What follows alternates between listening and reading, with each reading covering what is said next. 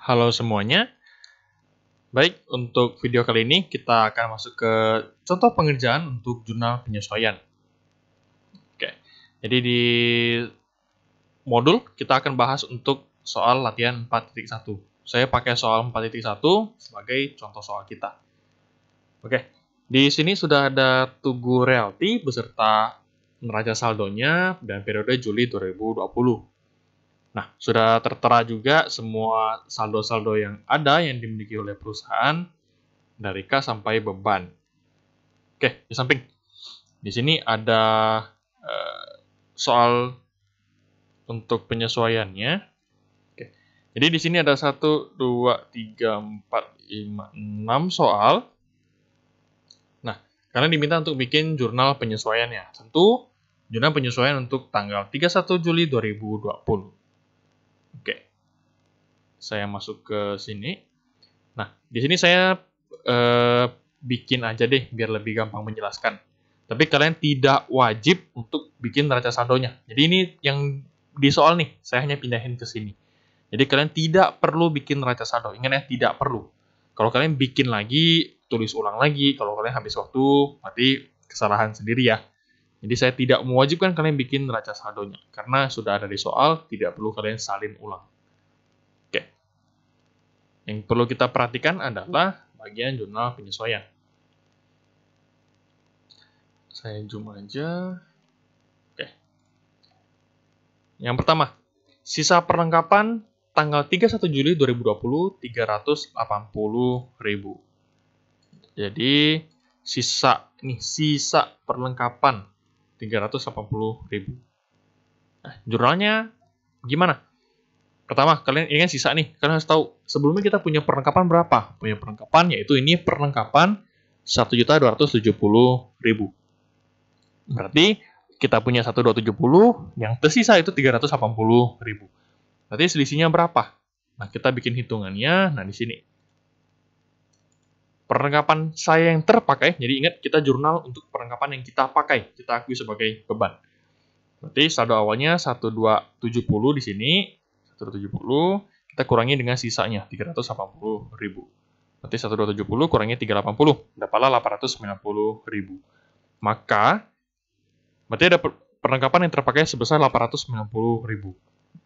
Berarti kita harus mengurangi si perlengkapan. Berarti perlengkapan berkurang di sebelah kredit 890.000. Oke, berarti perlengkapan yang terpakai itu kita akui sebagai apa? Kita akui sebagai beban perlengkapan sebesar 890.000. Oke, itu untuk poin yang A selesai. Seperti itu aja. Nah, misalnya di soal dikatakan perlengkapan, jadi ini kan dikatakan sisa perlengkapan. Misalnya di sini diganti deh. Perlengkapan yang terpakai sebesar 500.000. Perlengkapan yang terpakai sebesar 500.000. Berarti kalian tidak perlu menghitung apapun. Kalian langsung jurnal beban perlengkapan 500.000 sebelah debit dan perlengkapan sebelah kredit 500.000. Udah, cukup gitu aja. Seperti itu. Jika sudah diketahui di soal yang terpakai berapa. Jika yang diketahui adalah sisa, maka kalian harus mengurangi antara saldo awal dan saldo sisanya. Seperti itu. Oke, saya lanjut poin yang kedua. Premi asuransi yang sudah terpakai selama tahun berjalan 315.000. Nah, di sini kita premi asuransi yang sudah terpakai. Berarti sebelumnya nih, kalau kita cocokin dengan soal.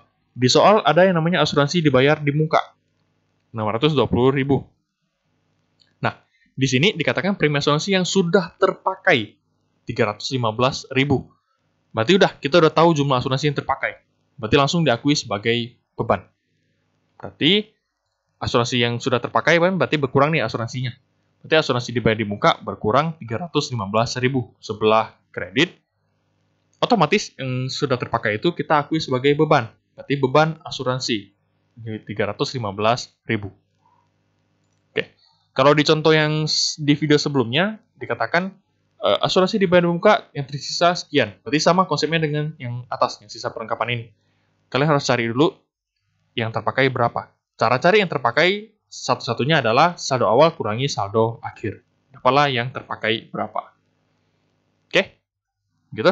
Kita lanjut untuk yang poin ketiga. Penyusutan peralatan selama tahun berjalan 4.950.000. Penyusutan peralatan. Oke, ini simple. Pokoknya kamu tahu penyusutannya berapa, ya kamu jurnal. Berarti jurnalnya adalah beban penyusutan peralatan kantor. Jadi jangan berhenti pada beban penyusutan tok, udah jangan. Ya, harus lengkap. Beban penyusutan apa? Misalnya di sini dikatakan peralatan kantor. Berarti beban penyusutan peralatan kantor bertambah 4.950 pada akumulasi penyusutan peralatan kantor 4950. Sekali lagi, akumulasi penyusutan itu kode akunnya 1 sekian, dia di bawah peralatan kantor. Jadi ini masih temennya si peralatan kantor, cuman sifatnya berlawanan saldonya. Tapi dia sepasang kok, gitu. Oke, di sini kebetulan tidak perlu menghitung persentase penyusutannya, jadi sudah diketahui penyusutannya sekian. Nominalnya berapa. Kalau misalnya kayak di contoh sebelumnya dikatakan penyusutannya 20% per tahun, berarti 20% kalikan nominal si aktiva tetap tersebut. Dapatlah penyusutan untuk tahun yang bersangkutan. Seperti itu. Oke, lanjut. Gaji terutang, tetapi belum dibayarkan pada 31 Juli 2020, sebesar 440.000. Berarti ada gaji yang belum kita bayarkan. Nah, jika seperti itu, berarti gimana? Berarti kita mencatat ada yang namanya, berarti kita ngutang ke orang dong, ngutang ke karyawan dong, karena gajinya belum kita bayarkan. Oke, jika seperti itu, kita akui namanya utang gaji. Jadi kita berhutang kepada karyawan atas gaji mereka sebesar sekian. Nah, berarti munculnya namanya beban gaji sekian, 440.000. Ya, ini cukup simpel, tidak ada jebakan. Penyusutan ini juga tidak ada jebakan. Yang kadang agak mengecoh adalah yang mengenai perlengkapan, asuransi dibayar di muka, pendapatan diterima di muka, seperti itu. Lanjut, poin berikutnya. Pendapatan telah dihasilkan, tetapi belum dicatat sebesar 1 juta. Sudah dihasilkan, tapi belum dicatat. Berarti jurnal kayak biasa. Berarti ada piutang sebesar 1 juta pada pendapatan 1 juta. Ini kurang lebih sama kayak soal yang kemarin lah, yang kita ada latihankan. Jadi ada pendapatan jasa 1 juta, belum kita catat, dan uangnya belum kita terima. Berarti piutang pada pendapatan jasa. Oke, ini piutang usaha ya, bukan piutang dagang. Kalau piutang dagang itu untuk transaksi jual beli. Lanjut, poin F. Pendapatan diterima di muka pada 31 Juli sebesar 750.000. Nah, ini saldo pendapatan diterima di muka per 31 Juli 750.000. Kita lihat kembali di soal. Ada nggak akun pendapatan diterima di muka? Oh, ada nih. Pendapatan diterima di muka saldonya 1.250. Berarti yang perlu kita lakukan apa? Yang perlu kita lakukan, kita harus menjurnal agar si pendapatan diterima di muka yang awalnya 1.250 bisa berubah jadi 750.000. Caranya gimana? Caranya berarti kita kurangi si 1.250 ini sebesar berapa? Sebesar 500.000. Agar saldo si pendapatan diterima di muka menjadi 750.000. Oke. Hitungannya kurang lebih seperti ini. Ini pendapatan diterima di muka yang sudah direalisasi. Atau pendapatan diterima di muka yang seharusnya sudah jadi pendapatan jasa. Sebesar 500.000. Oke. Berarti kita harus kurangi ini 500.000. Berarti pendapatan diterima di muka kan normalnya kredit. Berarti kita kurangi di sebelah debit 500.000. Pendapatan diterima di muka 500.000. Nah, lawannya adalah pendapatan jasa. Pokoknya dia sepaket. Pokoknya ada pendapatan diterima di muka, masih ada pendapatan jasa. Ada pendapatan sewa diterima di muka, ada yang namanya pendapatan sewa. Gitu. Jadi, sama, dia sepasang. Oke, untuk ayat jurnal penyesuaian sudah selesai. Nah, kalian lihat kembali, bagi yang mau catat, silahkan dicatat. Oke, jadi ini jurnal penyesuaian kita. Pak, apakah tidak perlu kasih keterangan? Tidak perlu lah. Tapi kalau kalian mau kasih keterangan, boleh. Karena ini jurnal singkat aja. Kalau kalian jurnalnya pakai jurnal umum, tentu harus lengkap. Ada keterangan dan teman-temannya. Tapi ingat, khusus jurnal penyesuaian aja yang boleh kalian pakai jurnal seperti ini. Tepinya kasih 2 garis, kemudian debit kredit, seperti itu aja. Namun, yang ada perhitungan kayak gini, perlengkapan terpakai, pendapatan diterima di muka yang sudah direalisasi, itu harus ada hitungannya. Yang tidak perlu hitung, ya udah nggak perlu masukin hitungannya. Tapi yang perlu dihitung, kalian cantumkan juga hitungannya.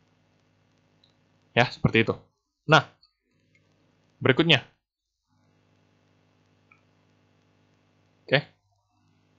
kalian hanya diminta untuk bikin jurnal penyesuaian. Namun sekalian bahas saja, setelah kalian bikin jurnal penyesuaian, kan kalau dari alurnya itu, nah alurnya seperti ini. Jadi neraca saldo, ini udah neraca saldo. Jurnal penyesuaian, ini saja jurnal penyesuaian, udah kita bikin. Tahapan berikutnya adalah neraca saldo setelah disesuaikan. Jadi hanya disesuaikan aja sih. Pokoknya ini neraca saldonya, kemudian ini ada beberapa jurnal yang mungkin akan merubah saldo. Nah, inilah saldo akhirnya. Kita bikin berarti ini Tugu Realty, neraca saldo setelah disesuaikan, itu nama laporannya. Neraca saldo setelah disesuaikan, ini periodenya. Nah, kalian masukin akun-akun yang ada di neraca saldo dan di jurnal penyesuaian kita. Satu-satu ya. Contoh, untuk akun kas, di sini ada akun kas nih. Di sini tidak ada akun kas.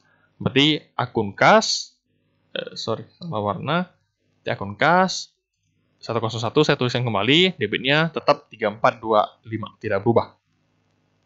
Oke, lanjut. Kedua, di sini ada piutang usaha 7 juta. Di sini ada nggak piutang usaha? Oh, ada nih piutang usaha nih, 1 juta. Berarti awalnya 7 juta, sebelah debit. Ini juga piutang usaha di sebelah debit 1 juta. Berarti 7 juta debit, 1 juta debit. Ketemu berarti sifatnya bertambah. Berarti si piutang usaha totalnya jadi 8 juta. Lanjut, 103 perlengkapan.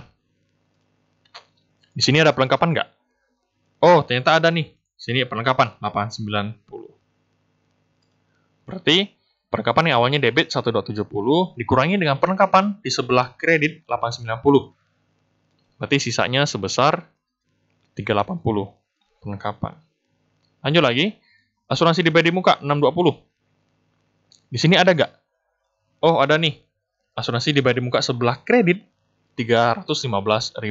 Berarti asuransi dibayar di muka 620 sebelah debit kurangi dengan asuransi dibayar di muka sebelah kredit di si AJP 315. Jadi sisa sebesar 305. Oke, setelah itu di akun aktiva ada lagi nggak akun barunya? Oke, jika tidak ada berarti lanjut. Ini peralatan kantor 51650. Di sini tidak ada akun peralatan kantor. Berarti saya tinggal tuliskan kembali di sini. 151 peralatan kantor saldonya 51.650.000. Sesuai yang di neraca sebelumnya. Lanjut. Di sini ada akumulasi penyusutan peralatan kantor. 9.700 sebelah kredit. Oke. Nah, kita lihat di AJP ada nggak? Oh, di AJP ada nih. Ada akumulasi penyusutan kantor, peralatan kantor 4950.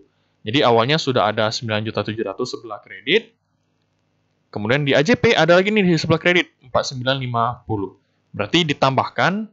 Nah, maka di sini dapatlah akumulasi penyusutan peralatan kantor 14.650.000. Lanjut utang usaha 925. Di sini tidak ada akun utang usaha, berarti tinggal dituliskan kembali. Oke, utang gaji di sini 0. Kebetulan di neraca saldo sudah disediakan akunnya, jadi ini ada utang gaji. Nah, di sini ada nggak utang gaji? Oh, ada nih ternyata utang gaji 440.000. Berarti masukin di sini utang gaji 440.000. Oke, saya ingatkan kembali. Di sini kebetulan di soal disediakan akun utang gaji, padahal saldonya 0 nih. Ini 0. Tidak ada saldo. Sudah disediakan. Nah, di kemudian hari misalnya, Pak, di neraca saldo tidak ada akun utang gaji. Tiba-tiba di AJP muncul akun utang gaji. Terus gimana? Ya udah, berarti muncullah satu akun baru. Di sini utang gaji sekian gitu. Jadi tidak harus serta-merta di awal ini di neraca saldo sudah disediakan akunnya. Tidak. Kalau di AJP muncul akun baru ya udah nggak masalah. Berarti tinggal ditambahkan di neraca saldo setelah disesuaikan. Oke, lanjut. Pendapatan diterima di muka 1250 sebelah kredit. Di sini pendapatan diterima di muka ada nggak? Oh, ada nih sebelah debit 500.000. Berarti 1250 kurangi 500.000 dapatlah Pendapatan diterima di muka 750.000. Lanjut.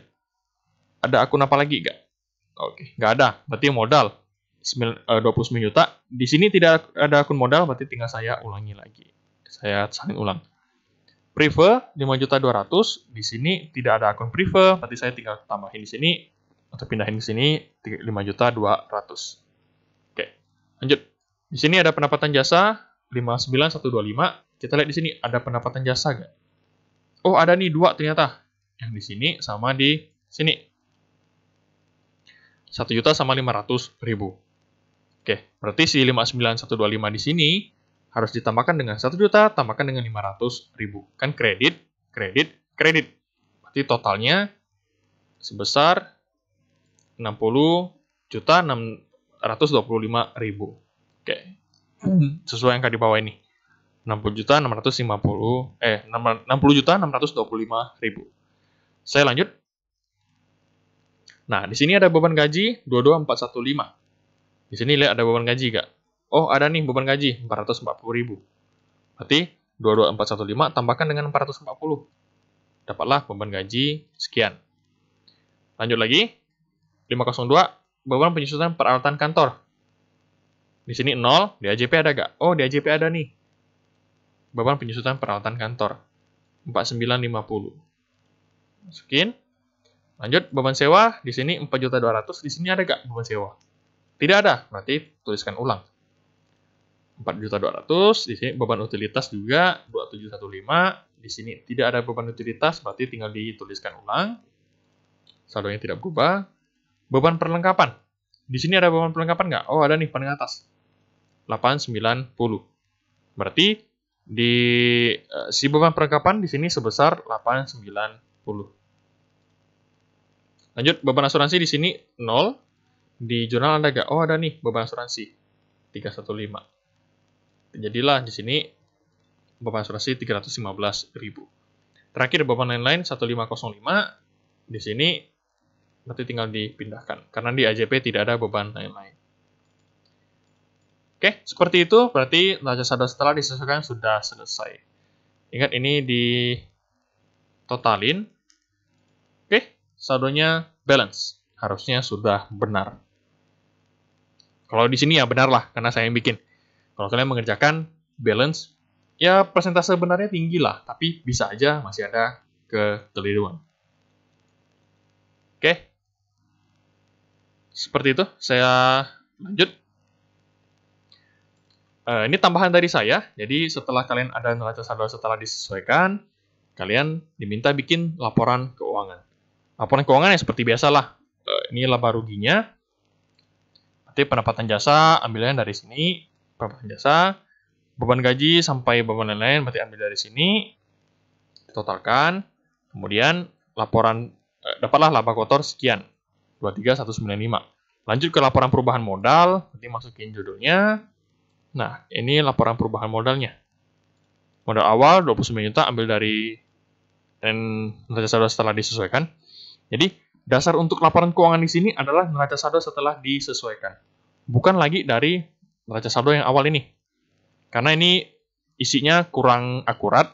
Nah, sudah kita perbaiki dengan penyesuaian, dapatlah neraca saldo setelah disesuaikan. Jadi ini akan menjadi acuan kita untuk menyusun laporan keuangan. Oke, laporan perubahan modalnya seperti ini, laporan posisi keuangannya seperti ini. Alangkah lebih baiknya kalian jangan hanya melihat saya menampilkan jawaban ini, tapi kalian coba kerjakan ulang. Nah, kalian cocokin dengan jawaban saya, sama nggak? Kalau sama berarti kalian sudah bisa mengerjakannya, seperti itu. Oke, jadi seperti itu aja pembahasannya untuk praktik pengerjaan ini. Oke, jadi pembahasannya sekian. Maka dengan ini materi bab 4 sudah selesai. Jadi AJP sebenarnya tidak panjang penjelasannya, cuman agak susah di logikanya aja. Jadi kalau udah dapat logikanya enak. Kalau belum dapat itu yang bikin kita agak sulit untuk memahaminya dengan baik. Oke, seperti biasa, karena materi kita sudah selesai, kalian diminta mengerjakan assignment yang ketiga. yaitu kerjakan soal latihan 4.2 dan 4.3. Ya, itu di modul halaman berapa saya lupa, jadi kalian cek aja latihan soal 4.2 dan latihan soal 4.3. Nanti perhatikan kembali untuk ketentuan soal. Nah, ada sedikit perbaikan soal. Jadi, kalian jangan mengacu ke modul deh. Kalian mengacunya ke file yang saya kirimkan aja. Jadi, saya akan kirimkan satu file PDF, isinya latihan soal 4.2 dan soal 4.3 yang sudah saya perbaharui. Nah, itu yang kalian kerjakan. Ya, jadi jangan kerjakan yang di modul, tapi kerjakan yang di file yang saya akan kirim setelah video ini dipublish. Oke, jadi seperti itu. Terima kasih untuk pembelajarannya. Jadi semoga kalian bisa memahami materi dengan baik, bisa dipelajari dengan baik. Harapan saya semoga kalian bisa memahaminya dengan baik juga. Jadi saya tidak sia-sia menjelaskan. Gitu. Oke. Ada pertanyaan apapun silakan kalian tanyakan ke saya. Materi ini memang agak sulit, namun kalau kalian menunda-nunda, kalian nanti-nanti deh belajarnya, maka akan lebih sulit lagi. Sulit pertama karena materinya memang harus pakai logika. Sulit yang kedua karena kalian sudah dikejar waktu, udah mau ujian misalnya. Seperti itu. Oke, jadi selama mengerjakan, ada kendala apapun, ada pertanyaan apapun, silahkan ditanyakan kepada saya. Sekian video pembahasan mengenai materi kita. Selamat mengerjakan assignment yang ketiga. Sampai jumpa di pembahasan berikutnya. Terima kasih.